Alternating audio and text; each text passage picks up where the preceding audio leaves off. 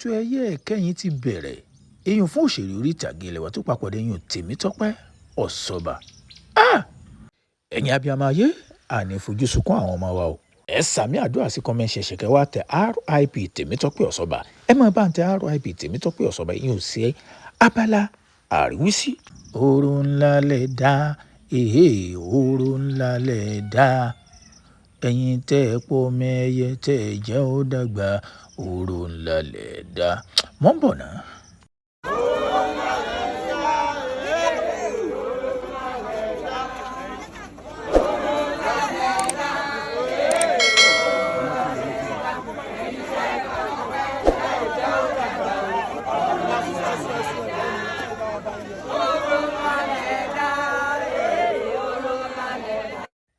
Àwọn nǹkan kan ṣẹlẹ̀ níbi candle night eléyìí tí wọ́n ṣe fún Tèmítọ́pẹ́ Ọ̀ṣọ́bà lánàá tí mo gbé yẹ̀wò fún yín pé ṣé Tọ́pẹ́ gangan ti mọ̀ pé òun ti fẹ́ kú ni. Aṣọ ti sọ̀rọ̀ àsọtẹ́lẹ̀ fáwọn òṣèré orí ìtàgé kan táwọn gan ọmọ tí wọ́n fẹ́ sọ wọn ọmọ tí wọ́n ṣe fẹ́ sọ jáde. Àwọn ènìyàn tí wọ́n sọ wípé ṣé èsìn ló yẹ kí wọ́n máa sọ jáde ṣùgbọ́n tá a bá ní àwò ta ni wọ́n fẹ́ sọ fún.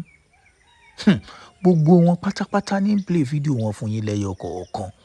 Kódà ní to play fídíò Fọlúkẹ́ Dáramọ́dá eré tá a lè pè ní godmother rẹ̀ ẹ̀yìn nínú Yorùbá Nollywood industry. Eléyìí tó dúró ti gbágbágbá nígbà tó ní àrùn jẹjẹrẹ ọyàn tó bá gbowó. Ẹ kọ́kọ́ gbọ́n tó ṣeré ìsọ̀ntì ẹ̀. Ó lágbára o.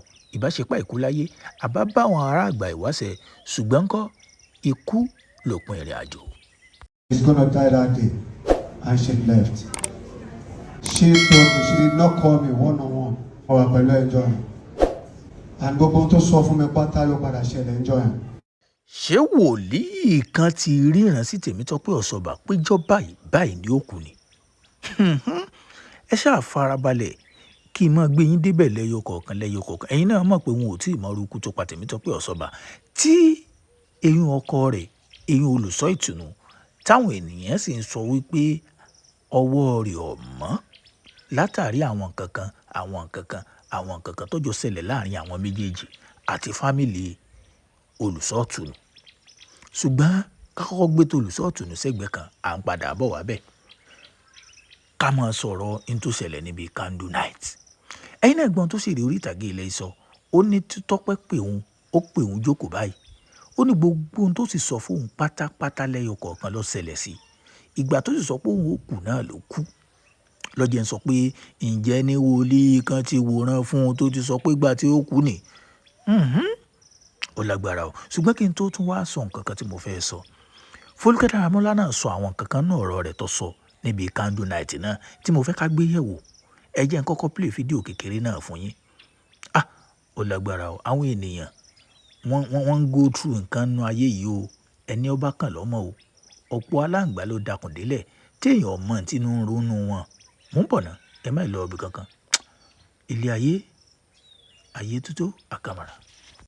We had great plans, oríṣiríṣi plan nílẹ̀ tí ó jẹ́ pé ìgbà kan èmi àti àríra mọ́ because mo travel oríṣiríṣi nǹkan jẹ́ mo lose mọ́ mi ni àmọ́ gbogbo bí mo dé nínú ìṣẹ́ rí ni pé màá máa rí Tọ́pẹ́ inú mi á máa dùn màá máa wò pé at least ọmọ yóò kú because ó ti survive cancer yẹn so inú mi ti dùn pé at least gbogbo kí ni ó ti jà fi sẹ́yìn tẹ́gùn fi ṣọ èmi wọ́n mọ̀ pé irú ikú báyìí ló máa tún wá pa mi ò mọ̀. Fọlúkẹ́ Dáramọ́lá ojú ó di mímọ̀ fún wa pé ìtọ́jẹmọ́ kánsà kò sí lọ́rọ̀ Tèmítọ́pẹ́ Ọ̀ṣọ́bà mọ́ tí túmọ̀ sí pé gbogbo àwọn tí bá ní pé bóyá kánsà lọ́pa ó ní kò sí nǹkan tó jẹ mọ́ bẹ́ẹ̀. Ó ní pé torí pé gbogbo ohun táwọn ṣe fún gbà náà wọ́n ti jí oyé wa pé kò sí kánsà lára ẹ̀ mọ́. Ó lágbára o.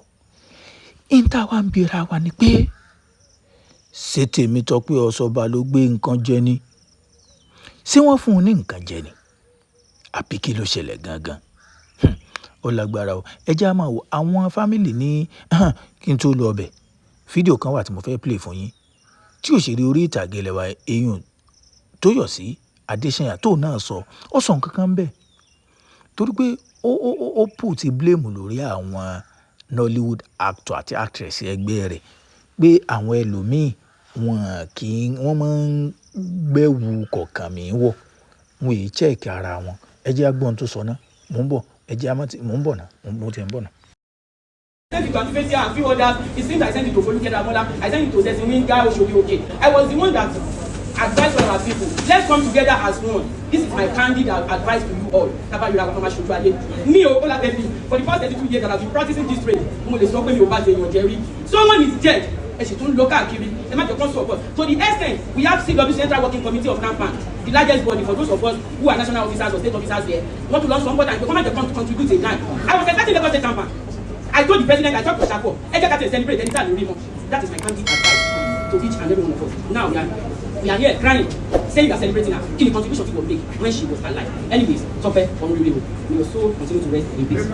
Ẹ̀yin náà rí i pé ọ̀rọ̀ wà nù tí ìyá ìsọ dáadáa débi pé wọ́n tún nígbà tí Tèmítọ́pẹ́ Ọ̀ṣọ́bà tún kú tán àwọn kan tún sọ wípé kò bá àwọn kan báyìí ṣe àwọn kan ló bá ṣe ẹ̀mẹ́jà support ẹ̀ ẹ̀já support ẹ̀ nínú eré orí ìtàgé tẹ́ ẹjọ́ ń ṣe kan náà ǹjẹ́ ló yẹ kó rí bẹ́ẹ̀ ó tún wá sọ nǹkan kan mọ́ ó ní irú contribution wo ni wọ́n kópa ní gbèsè ayé ẹ̀ nígbà tó wà láyé ló fi jẹ́ pé sẹ́rí ẹ̀kọ́ ńlá ni eléyìí jẹ́ ikú Tèmítọ́pẹ́ Ọ̀ṣọ́bà ẹ̀kọ́ ńlá torí pé ó ti ń pariwo síta ọjọ́ ti pẹ́ kò lé fámìlì kankan tí ó fọ̀rọ̀ lọ kò tún wá ní nínú àwọn kọ̀líìgì ẹ̀ tí ó tún lè fọ̀rọ̀ lọ ẹ dẹ̀ mọ̀ pé ń tó pààyàn jù láyé ni kéèyàn ó fọ̀rọ̀ sínú kọ́mọ rẹ̀ tí ó sọ fún òun gan ló yára pààyàn jù téèyàn bá ń lọ́rọ̀ nú tí bá ń rí èèyàn sọ fún tí ń gbọ́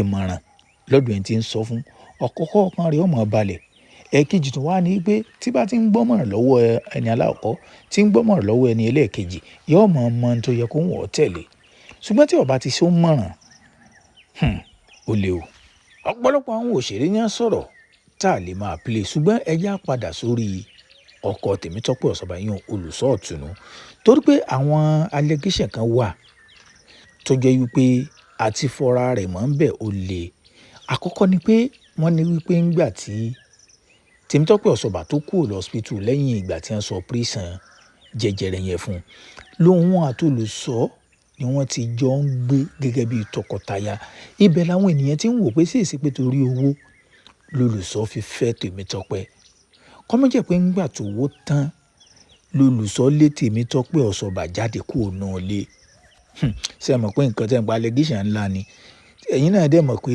aya ń paya aya ń pọkọ́ nítorí owó ọkọ ń paya rẹ̀ nítorí owó àbúrò ń ṣekú pẹ̀gbọ́n nítorí property bákan náà ẹ̀gbọ́n ń ṣekú pàbúrò nítorí ogún náà ni ẹ mọ̀ pé ẹni tí wọ́n bá ti pè lọ́rọ̀ kínní ẹni tí máa lé ni àti mọ̀ tí olùsọ náà ti ṣe ń ta àwọn interview kan tó náà sì sọ̀rọ̀ tó yẹ pé tíyẹn náà bá gbọ́ tiẹ̀ ìyẹn náà ó pé òun náà sọ̀rọ̀ kò sẹ́ni tí wọ́n ó fún un lọ́kọ́ tí ò ní oroko sọ́dọ̀ ara rẹ̀ ṣùgbọ́n bí ó ṣe é ṣe kí wọ́n sin òkú Tèmítọ́pẹ́ Ọ̀ṣọ́bà níjọ́ Thursday tí wọ́n bá wá sin mọ́ a sì pé àwọn fámìlì ti gbà báwọn ó ṣe autopsy ìntọ́ bá pa á tí wọ́n bá ṣe autopsy yẹn ni ó wà fún wa ní ibi tá à ń lọ gan tí wọ́n bá lóògùn olóró tó lọ pa á jẹ́ wípé ó ṣe é ṣe kó jẹ́ pé òun ló fọwọ́ ara rẹ̀ fa ìtọ́sẹ̀lẹ̀ sí ṣùgbọ́n tí wọ́n bá sọ wípé wọ́n fún un ní nǹkan jẹ ni